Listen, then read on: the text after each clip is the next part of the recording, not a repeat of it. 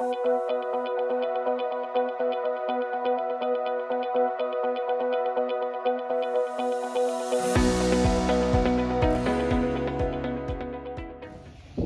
the last 40 years, everybody recognizes what OPEC is, the oil petroleum exporting countries of the world, OPEC. They're a monopoly. They set the price. Well, we have laws in the United States against anti-competitive activities. Those laws do not extend to OPEC. So I have a bill that goes by the terminology NOPEC, N-O-P-E-C. NOPEC would apply our antitrust laws and give the Department of Justice the tools they need to go after these countries and the companies that deal with them for their anti-competitive practices. Now, why is this important? Because of this president's energy policies that have driven up the price of oil and the price of gasoline, particularly gasoline, at the highest level it's ever been in the history of the country. So we need to make sure that we have used every tool we can to make sure that the marketplace is working to get our gasoline prices down. Thank you, Senator. So next, we will hear from Congressman Cicilline. Over to you, sir. Thank you very much, and good afternoon, everyone. Thank you for having me, and it's a great pleasure to join my colleague, Congressman Chabot, and of course to have just heard Senator Grassley by video, along with Admiral Blair, for today's really important press call on NOPEC. Since 1960, the Organization of the Petroleum Exporting Countries, or OPEC, has colluded to manipulate the supply and price of crude oil and done it with total immunity under our laws. In recent years, OPEC members have entered into anti-competitive agreements with several non-OPEC countries, including Russia, to manipulate oil prices by reducing production. This has resulted in hardworking Americans paying more for gas for their car and to heat their homes. This cartel behavior, colluding to fix prices, reduce output, or allocate markets, is a violation of our antitrust laws. And the Supreme Court has referred to this anti-competitive conduct, which has no pro-competitive justification, as the, quote, supreme evil, end quote, of antitrust. But unlike other cartels, foreign oil cartels are getting away with this due to legal doctrines of sovereign immunity and active state, which place firm limitations on the judicial process when it comes to resolving legal disputes with foreign governments. This problem has long been clear to me and to Congressman Chabot and others. Any lingering doubt, though, that others may have has been removed by Putin's ruthless war in Ukraine, which, along with the Kremlin's other efforts to undermine geopolitical stability by withholding oil supply and increasing the cost of fuel as part of OPEC Plus, has led to skyrocketing energy costs at a time when hardworking Americans can least afford it. This has to end, and I'm proud to join Congressman Chabot as the lead Democratic co-sponsor of the NOPEC Act. This legislation will give meaningful relief to millions of Americans by finally authorizing the Department of Justice to investigate and prosecute foreign oil cartels. It would do so by clarifying that commercial activity by other countries to limit the production or set the price of oil and other petroleum products is not exempt under the Foreign Sovereign Immunities Act or other judicial doctrines. And this is an important complement to the other policy levers such as diplomacy, and the legislation is really narrowly tailored to achieve these goals. This bipartisan bicameral bill has been reported out of the House and Senate Judiciary Committees, and it's time we get it across the finish line to the President's desk. And again, thank you for including me in today's briefing. And yeah, thank you very much, Congressman. And now, Mr. Chabot. Mr. Chabot. Thank you very much. I appreciate SAFE putting this together today. And it's great to be on the same side with David Cicilline on something, because we're both on Judiciary Committee and we find ourselves at opposite ends of so many things. It's good to find something we actually agree on. It was bound to happen eventually, Steve.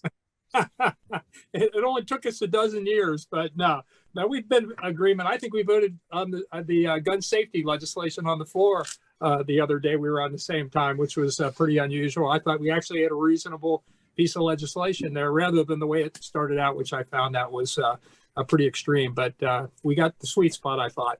But the last 2 years, we've seen considerable volatility on the world oil markets. For example, at the start of COVID, it was about $37 a barrel, which was the lowest we'd virtually seen it in ever. And then 2 years later, we see it over $100 a barrel. And while Congress does have some tools in its disposal to address the impact of these price extremes, it's inescapable that much of the pressure that we face is the result of global energy markets, specifically the stranglehold on the market by OPEC, or OPEC Plus, as we refer to it now, because you throw Russia, for example, into the mix. I first introduced the No Oil Producing and Exporting Cartels Act, or NOPEC, as we mostly refer to it nowadays, back in 2000. So it's been 22 years ago, along with the late Democratic Congressman John Conyers, who was a good friend. We served on Judiciary, and he was both the ranking member and the chairman of that committee for quite some time. And I've reintroduced it over the years, along with David and Jerry Nadler and Republicans as well. It really has been bipartisan. This legislation would remove, as others have already mentioned, the state immunity shield that countries who engage in anti-competitive oil manipulation currently have. In short, this would hold OPEC Plus states accountable to U.S. antitrust law and allow the Department of Justice to bring a suit against oil cartel members in federal court. And it would have to be the Justice Department, specifically the Attorney General, not private lawsuits. So we wanted to keep this simple and effective, so it's not willy-nilly people will be filing lawsuits all over the place. It's specific, it's targeted, and it will work. This legislation would expose the cartel-like behavior of OPEC Plus and the detrimental impact that it has on global markets. As President Biden prepares to travel overseas for meetings in Saudi Arabia, global energy markets will undoubtedly be a part of the discussion. International cooperation is critical to ensure that we promote free and fair market access to energy sources and combat practices that artificially manipulate prices. Let me just say this. The time to pass this legislation has never been more urgent, in my view. The high cost of energy continues to strain all aspects of our economy and significantly restricts our ability to return to pre-COVID levels of economic growth. The typical American household right now spends around $5,000 on gas annually, which is a 70% increase from just a year ago. Think of that, 70% increase. Now, again, one can get somewhat partisan in this. You're going to have Democrats saying one thing, Republicans another thing, and I agree with Senator Grassley that much of that high cost are self-inflicted by this administration. That being said, this particular legislation, which is bipartisan, would actually make a difference in getting OPEC and their effect on these high prices finally under control. So I would urge my colleagues on both sides of the aisle to support this legislation. I hope this time we can actually get it done. And we passed it in the Judiciary Committee about a year ago. So Speaker Pelosi could bring it up for a vote on the floor. And I think it could pass the House and could pass the Senate, and I hope the administration would sign it into law. Let's get it done. And I yield back.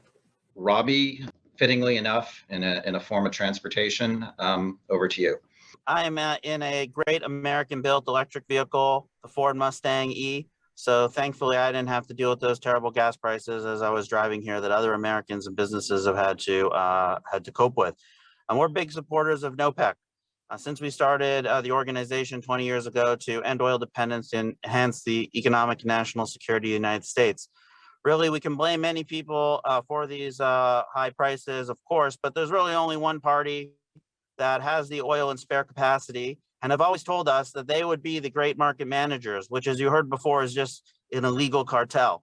But at this point, we need them to put the spare capacity on the market. It wasn't within 2 days of the the assault with Ukraine that it was reported that MBS and Putin spoke together to say that they'd stick to their agreement of OPEC Plus and not put oil on the market. And now we are all suffering.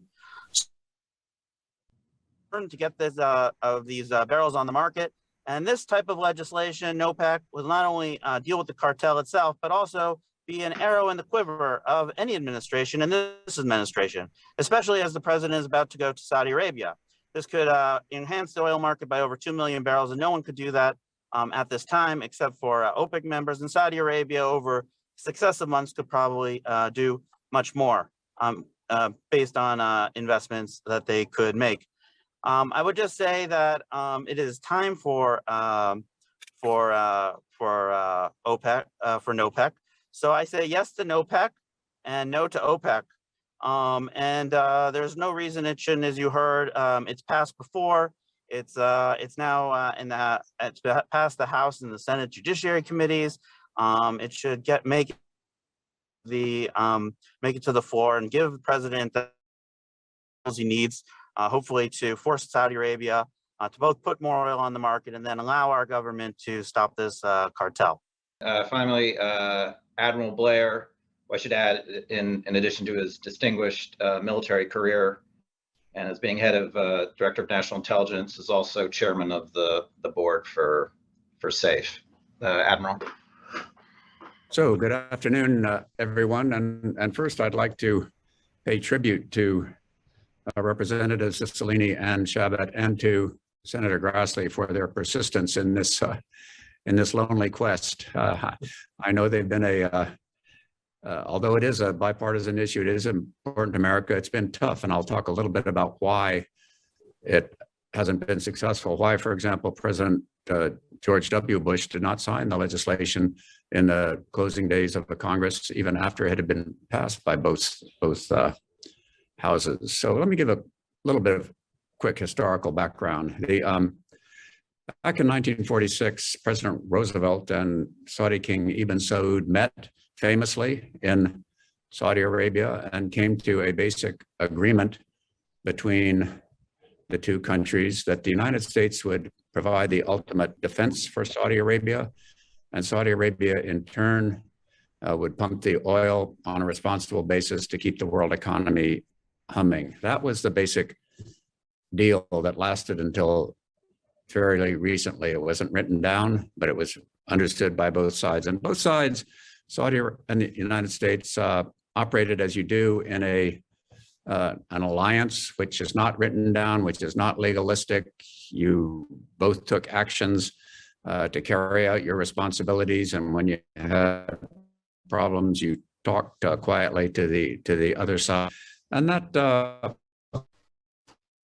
arrangement pretty well till the mid 1960s, when the first oil embargo was instituted by Saudi Arabia against the United States and other countries. From that point, this relationship fracturing, and very recently, it has become truly a transactional relationship. You do this, and I'll do this. I want this. You want that. So it's a fundamental change from the more informal but more effective alliance of interests in the past. And in recent years, under administrations of both parties, this relationship has become more difficult and transactional. Our president is headed next month to Saudi Arabia and really exemplifies that. In his campaign, he really ran against Saudi Arabia. Since then, he has made requests to them to increase their oil flow to bring prices down. Meanwhile, there's anger in the United States and other countries about the brutal dismemberment and killing of Mr. Khashoggi. And so we have a relationship with Saudi Arabia, which is not warm and friendly, but basically is very much based on a cold-blooded look at interests. In that context, the United States needs sticks as well as carrots to deal with Saudi Arabia. The military stick, which I am most familiar with, is a pretty blunt one. It's difficult to modulate our military support for Saudi Arabia's security, which is still important to us, because it's important that they not be not be bullied or overrun by Iran, their neighbor and rival. Discrete, potentially punitive actions that the United States can use in this relationship in order to bargain for the things that we want in the relationship. And NOPEC falls clearly into that category. Senator Grassley, Representative Cicilline, and Congressman Chabot have written this. It's a very tool that can be used very carefully by the Justice Department under the direction of the president as part of an overall strategy with Saudi Arabia that will give a penalty, a sanction, which the United States can use to try to steer decisions in the right direction. And President Biden needs to have it in his quiver as he heads off to Saudi Arabia and as his administration continues to deal with Saudi Arabia to try to have it do the things that it would do automatically in the past and is not doing now because of the change in our relationship. So I think now is the time for this piece of legislation, which has been introduced many times before. We need to redefine our relationship with Saudi Arabia. We need to give the administration tools to deal with it, and NOPEC is certainly one of the best in that category. So I certainly think the congressman should pass it by a veto-proof majority on both sides, or if it's not veto-proof, the president needs to sign it, as some of his predecessors have not, so that we right thing for American citizens who, of course, rely now on the gasoline in their family budgets and businesses in their budgets. So, Roger. Okay, thank you, Admiral. So we've wrapped up the opening remarks. I know we have members of the news media. If you have a question for any of our speakers, Robbie had to drop off. I think there's either there's a raise hand button or just turn your video on and chime in and be recognized. Thank you.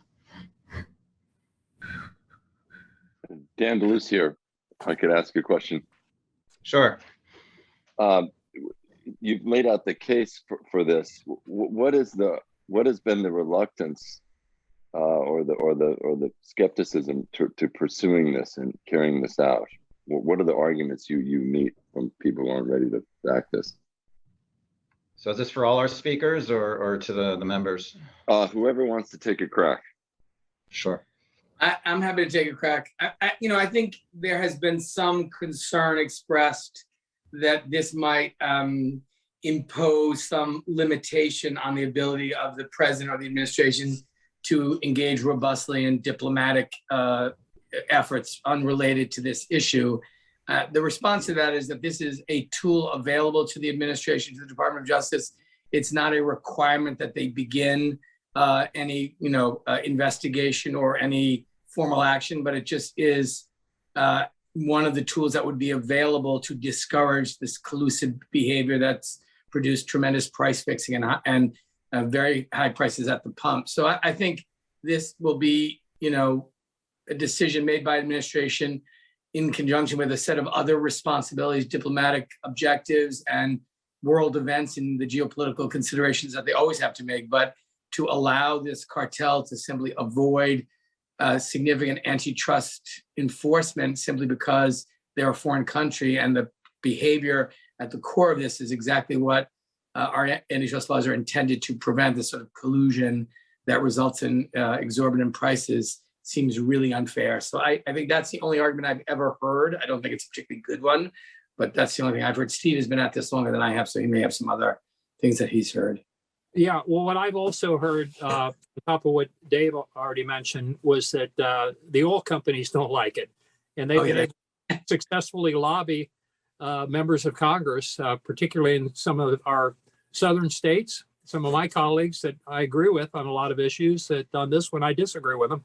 I want to get gas prices down for the consumer, and this seems like a logical way to do that. So this is one I hope the oil companies fail on this time, and we can actually get gas prices down and let people use their money for more for more family oriented things, to be able to actually afford a vacation and, other things that they'd prefer to spend their money on rather than $5, $6, $7 gas prices.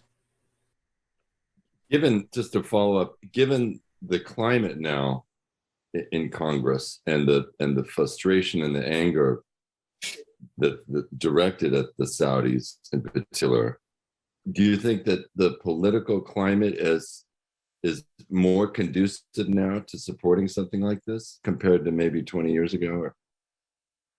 I think it's reasonable to assume that this would be a better climate. So yes, I think that sentiment should be accurate. Now we'll see when the rubber hits the road.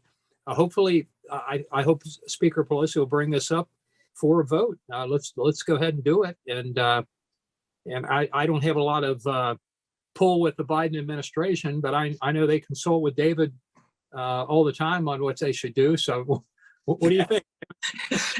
No, I think it is less a product of people being angry at the Saudis, although there's plenty of reason to be, and more a product of the high prices at the pumps. I think the American people expect us to do everything we can to bring prices down. And the fact of the matter is, this is a cartel, and the cartel has the ability to set production levels and set the price. And we're feeling it at the pump. And even though you've seen the price of a barrel of oil go down, the prices haven't gone down at the pump. And that's in large part because of the power of these cartels. So I think the demand from the American people that we equip the government to do everything humanly possible to bring prices down is a very compelling motivation. And I think, again, it had a very strong bipartisan vote out of committee. And I think if it can come to the floor, it will have a strong bipartisan support in the House. Yeah, Dan, I would only add a little bit about the reluctance of administrations to embrace that. And I really put that down to the traditional resentment of the executive branch of having the legislative branch giving them, telling them what to do. And they want the maximum flexibility. I want to deal here and give there. And if I have this darn piece of legislation, which can be legalistically interpreted that I am following it or I'm not, I'm following, that'll just tie my hands in this delicate business of diplomacy and managing an alliance. And I just don't think there's much there on the administration side beyond that. And I think this piece of legislation has been enormously respectful of the responsibility of the executive branch, gives them quite careful control over it. And I think they're being silly not to embrace it, and should have embraced it long ago. Right, I agree. It's the executive branch's Justice Department that would actually pull the trigger on this. So it's not Congress.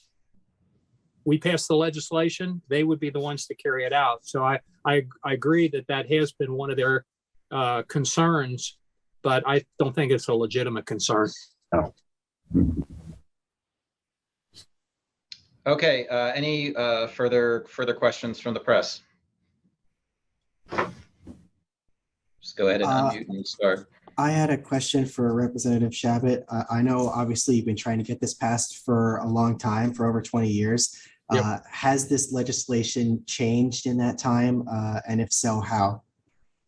I'd have to look back. I don't think there's anything dramatically that's changed with it. But as I say, it's been 20 years.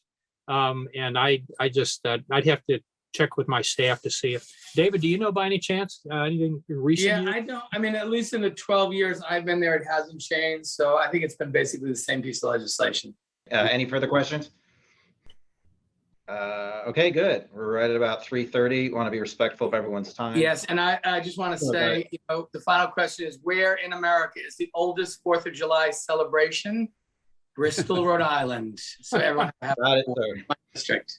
In what city had the first professional baseball team? Now, Steve, this is about July 4th. Just let Cincinnati Reds. Cincinnati Reds. God bless America. There you go. Have a good holiday, everyone. Thanks, you guys. Thanks, everyone. Bye. Thank you. Thank you.